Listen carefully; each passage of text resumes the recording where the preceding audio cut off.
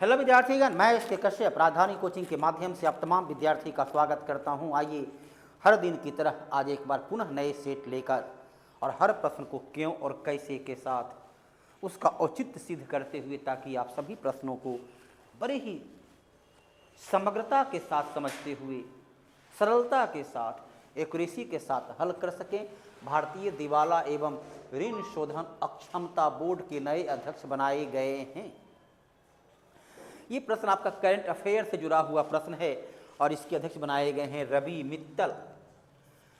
और ये भारतीय दिवाला एवं ऋण शोधन अक्षमता बोर्ड, इस बोर्ड की स्थापना कब किया गया है?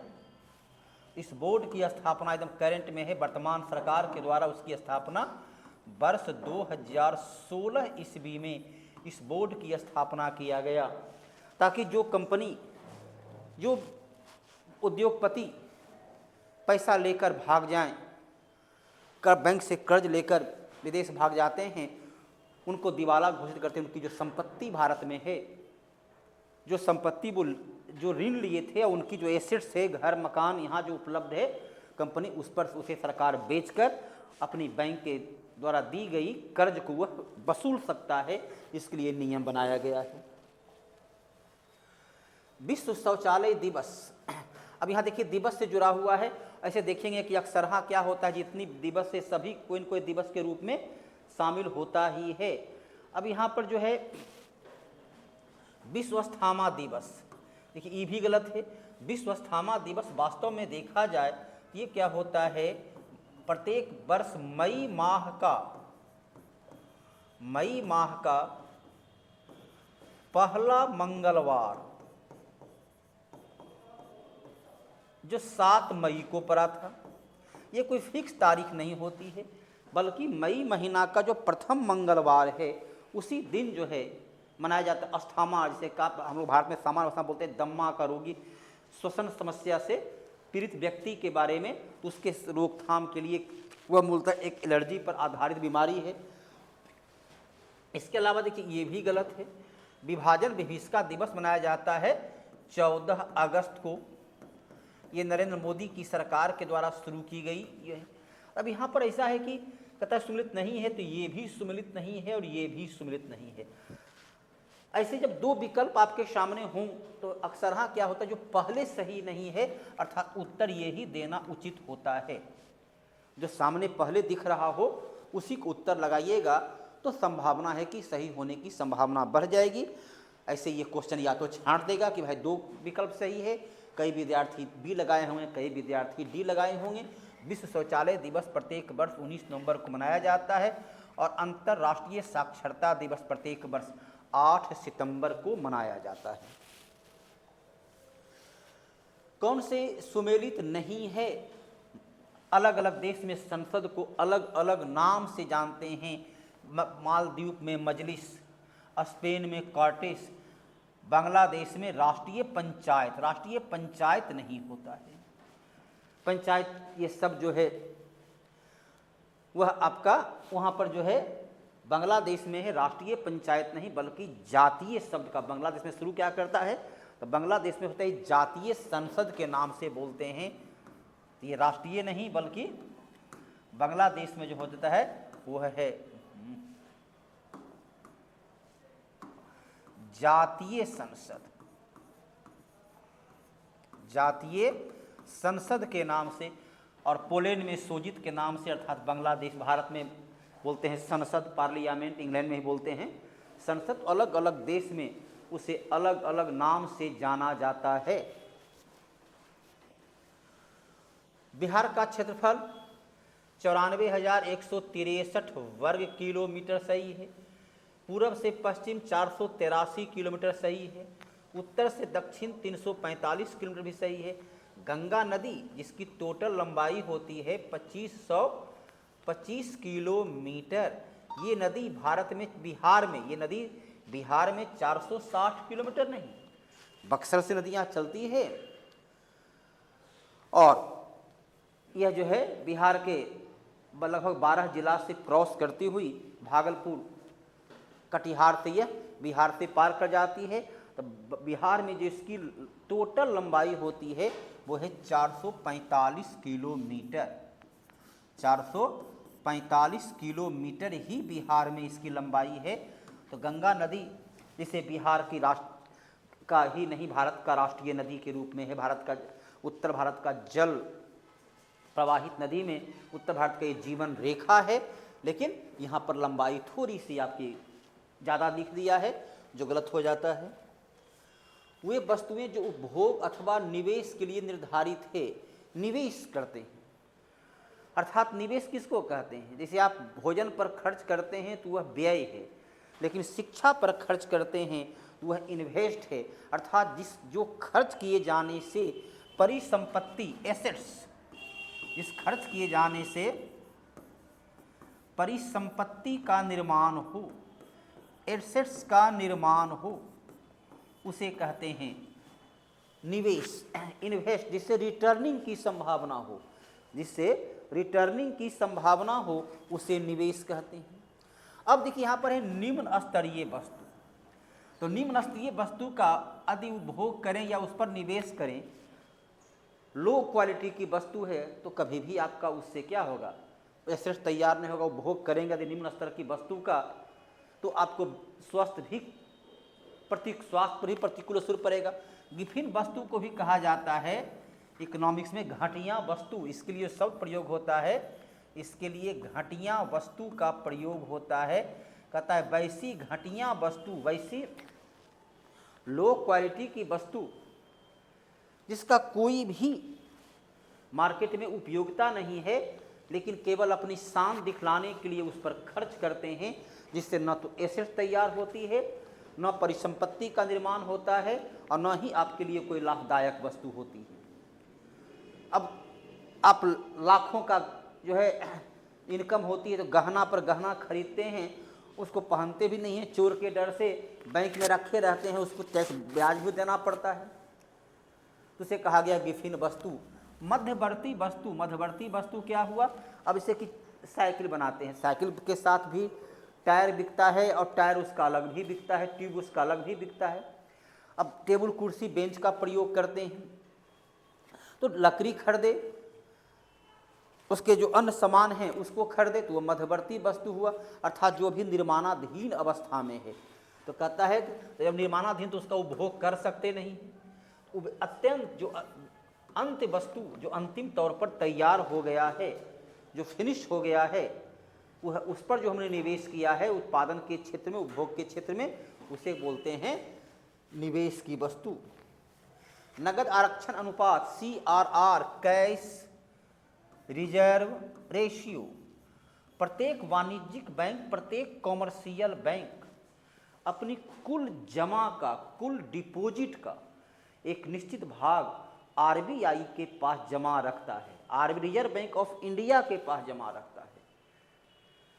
जिसका निर्धारण रिजर्व बैंक ऑफ इंडिया करता है, तो उसे RBI की मॉनेटरी पॉलिसी, मौद्रिक नीति का हिस्सा माना जाता है। बजटीय नीति, बजटीय नीति का पार्ट, राजकोषीय नीति का ही पार्ट होता है बजटीय नीति। बजट में क्या होता है? सरकार अपनी आय और सरकार अपनी व्यय, इनकम और एक्सपेंडिचर को दिखलाती है। व्यापार नीति के तहत सरकार क्या करती है? अपनी आयात और निर्यात को दिखलाती है। राजकोषीय नीति के तहत सरकार की कर प्रणाली, टैक्स सिस्टम को राजकोषीय नीति, ये तीनों सरकार का है, और ये RBI का नीति है। निम्नलिखित में से कौन विषय हमारे संविधान की समवर्ती सूची, संविधान का अनुच्छेद 246 में केंद्र और राज्य के बीच, केंद्र संघ सरकार और राज्य सरकार के बीच शक्ति को बांटा गया। शक्ति का विभाजन 3 भाग में है। एक को बोलते हैं संघ सूची, दूसरे को बोलते हैं राज सूची, और तीसरे को बोलते हैं समवर्ती सूची। इसके 97 विषय मूल संविधान में था, वर्तमान में विषय की संख्या 100 हो गई है। इसमें जो है मूल संविधान में 66 विषय था, वर्तमान में संख्या 61 हो गई है। इसमें मूल संविधान में 47 विषय था, वर्तमान में उसकी संख्या 52 हो गई है। 42वां संविधान संशोधन के द्वारा यहाँ से 5 माइनस कर दिया गया और यहाँ 5 प्लस कर दिया, यहाँ जोड़ दिया गया। तो संघ सूची के विषय पर विधि का निर्माण केवल और केवल संसद करती है। राज सूची पर विधि का निर्माण करने का अधिकार राज्य विधान मंडल को है और समवर्ती सूची पर विधि का निर्माण करने का अधिकार किसको है? दोनों को है, संघ और राज दोनों को है। तो मजदूर संघ ये समवर्ती सूची का, श्रम संघ समवर्ती सूची का है, वन वन्य जीव ये समवर्ती सूची का है। लेकिन शेयर बाजार जो है ये किसका है? ये संघ सूची का है। शेयर बाजार जो है संघ सूची का है। अब देखो, share market, security exchange board of India, Bombay stock exchange, national stock exchange, उस पर सारा नियंत्रण किसका होती है? भारत सरकार का होता है। उसके लिए नियम का निर्माण कौन करती है? भारत सरकार करती है। तो संघ सूची के विषय में आता है भारत के राष्ट्रपति का स्वेच्छा निर्णय, विवेकाधिकार। वित्तीय आपातकाल है अनुच्छेद 360। वित्तीय आपातकाल की घोषणा राष्ट्रपति मंत्री परिषद की सलाह पर, मंत्री परिषद की सलाह पर करते हैं। अनुच्छेद 74 स्पष्ट रूप से लिखता है कि अनुच्छेद 74 लिखता है कि राष्ट्रपति अपनी सलाह के लिए, राष्ट्रपति अपनी सलाह के लिए एक मंत्री परिषद का गठन करेंगे और मंत्री परिषद की सलाह से ही अपना तमाम संवैधानिक उत्तरदायित्व का निर्वहन करेंगे। राष्ट्रपति शासन लागू करना, अनुच्छेद 356। ये राज्यपाल यदि, यहाँ पर क्या कहता है, यदि राज्यपाल यह सिफारिश करे कि राज्य की विधि व्यवस्था भंग हो चुकी है, राज्य में विधि के अनुसार, कानून के अनुसार शासन चलाना संभव नहीं है, तब राष्ट्रपति शासन लागू के। प्रधानमंत्री की नियुक्ति, अनुच्छेद 75, ये राष्ट्रपति का विवेकाधिकार है। प्रधानमंत्री किसे नियुक्त करेंगे, संविधान में इसका कोई स्पष्ट उल्लेख नहीं है।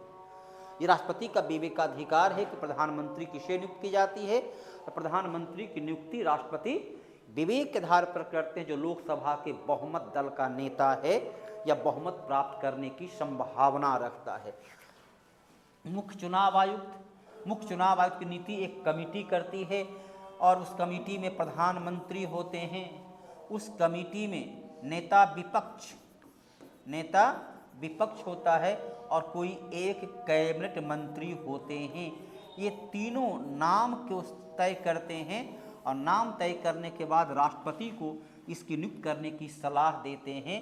तो मुख्य निर्वाचन आयुक्त को भी राष्ट्रपति नियुक्त करते हैं, तो एक उच्च परिषद के सिफारिश पर करते हैं। सबसे ऊंचा जलप्रपात कुंचिकल जलप्रपात सबसे ऊंचा जलप्रपात है। ये जलप्रपात कहाँ है? ये जलप्रपात है कर्नाटक में। नदी का नाम क्या है? बराही नदी पर जलप्रपात का निर्माण कैसे होता है? जलप्रपात का निर्माण होता है नदी के अपर्दन से। जब नदी पर्वतों को काटकर तीव्र प्रवाह के साथ नीचे गिरती है तो उसे जलप्रपात के नाम से जाना जाता है। तो कुंचिकल जलप्रपात 455 मीटर ऊंचा है। यह भारत का सबसे ऊंचा जलप्रपात है। और कर्नाटक का ही जोग जलप्रपात 253 मीटर ऊंचा है। यह शरावती नदी पर, यह भारत का दूसरा सबसे ऊंचा जलप्रपात है। रांची में पास है हुंडरू जलप्रपात, यह भारत का सबसे बड़ा, और इसकी चौड़ाई जो है, जितने भी जलप्रपात भारत में है सबसे चौड़ा, सबसे बड़ा जलप्रपात हो जाता है। स्वर्ण रेखा नदी का नाम क्या है? नदी का नाम है स्वर्ण रेखा नदी। वह मिट्टी जो वर्षा के कारण गहन निस्क्षालन गहन निस्क्षालन अर्थात लगातार तीव्र वर्षा के कारण उसका ह्यूमस जब वहाँ से अपनी जगह से हट जाता है, जीवाश्म उसमें खत्म हो जाती है, तो उसे ही निस्क्षालन कहते हैं। तो जिस मिट्टी में जहाँ आर्द्र जलवायु हो, जहाँ की जलवायु शुष्क हो, गर्म हो और वर्षा वाला हो, लेटेराइट मिट्टी उस पर्वतीय क्षेत्र में पाया जाता है। चूँकि पर्वतीय ढाल पर होता है तो तीव्र वर्षा के कारण उसका जीवाश्म जो है, जैविक तत्व वहाँ से हट जाता है, इसलिए उस मिट्टी में निस्क्षालन की क्रिया होती है। काली मिट्टी को कपासी मिट्टी, काली मिट्टी को कपासी मिट्टी या रेगूर मिट्टी के नाम से जाना जाता है। इसमें जल धारण करने की क्षमता काफ़ी होती है, यह काफ़ी उपजाऊ मिट्टी होती है। जलोढ़ मिट्टी नदी के निक्षेपण से जलोढ़ मिट्टी का निर्माण होता है, और जलोढ़ मिट्टी का यह भी काफ़ी उपजाऊ मिट्टी होती है। लाल मिट्टी भारत में जो है, यह मिट्टी में जल धारण करने की क्षमता कम होती है, जल धारण करने की क्षमता कम होती है। यह मिट्टी तुलनात्मक रूप से कम उपजाऊ है। लेटेराइट मिट्टी पर चाय और कहवा की खेती की जाती है। सिंधु घाटी सभ्यता की लिपि, अब तक तो उस लिपि को पढ़ा नहीं जा सका, वह एक अपठनीय लिपि है। उसके 60 मूल अक्षर हैं, टोटल 400 या उससे अधिक अक्षर है। ये एक अज्ञात लिपि है। ब्राह्मी और खरोष्ठी ये दोनों जो है अशोक के अभिलेख की लिपि है। यह दोनों अशोक का अभिलेख की लिपि है, ब्राह्मी और खरोष्ठी। लॉर्ड कर्जन ने वायसराय के, तो लॉर्ड कर्जन का शासनकाल कब है? लॉर्ड कर्जन का शासनकाल है 1899 से 1905 ईस्वी तक लॉर्ड कर्जन रहा। तो बंगाल का विभाजन तो फेमस है कि 16 अक्टूबर 1905 को बंगाल विभाजन लॉर्ड कर्जन का सबसे घटिया कार्य, सबसे बदनाम होने वाला कार्य किया। पुरातत्व विभाग की स्थापना लॉर्ड कर्जन ने 1904 में पुरातत्व विभाग की स्थापना किया। द्वितीय दिल्ली दरबार, पहला दिल्ली दरबार हुआ था, पहला दिल्ली दरबार जो किया गया वह 1877 में किया गया।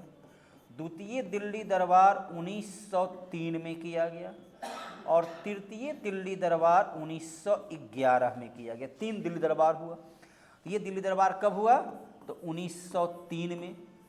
लेकिन भारतीय राष्ट्रीय कांग्रेस की स्थापना कब हुई? 28 दिसंबर 1885 को। तब वायसराय कौन था? तब था लॉर्ड डफरिन। तब वायसराय था लॉर्ड डफरिन, जिसका शासनकाल था 1884 से 1888 ईस्वी। उत्तर क्या हो गया? ये हो गया। पुरानी और नष्ट प्राय लाल रक्त कणिकाएं, लाल रक्त कणिका क्या बोलते हैं? आरबीसी जो है, इसका अस्थि मज्जा में निर्माण होता है, इसका अस्थि मज्जा में तो निर्माण होता है और प्लीहा में यह आकर के नष्ट हो जाता है। उपोष्ण, उच्च दाब का कटिबंध, देखो उपोष्ण ये जो होता है 0.5 उत्तर 5 दक्षिण, ये होता है लो प्रेशर, इसे कहते हैं डोल ड्रम। और ये जो 30 से 35 है, 30 से 35, इसे अश्व अक्षांश, इसे क्या बोलते हैं? इसे अश्व अक्षांश के नाम से जाना जाता है। यह उपोष्ण होता है। उप उष्ण तुलनात्मक रूप से गर्मी यहाँ कम होती है, यह हाई प्रेशर का होता है। इसके ऊपर का जो होता है ये फिर लो प्रेशर का होता है, फिर जो ऊपर का होता है ये हाई प्रेशर का होता है। स्वपरागन, स्वपरागन में क्या होता है? जो अपना परागन स्वयं तैयार करते हैं उसे अंतः प्रजनन, स्व अपने से, जहाँ कोई नर और मादा दो अलग अलग जरूरत नहीं होती है। समान अवस्था में क्या होता है?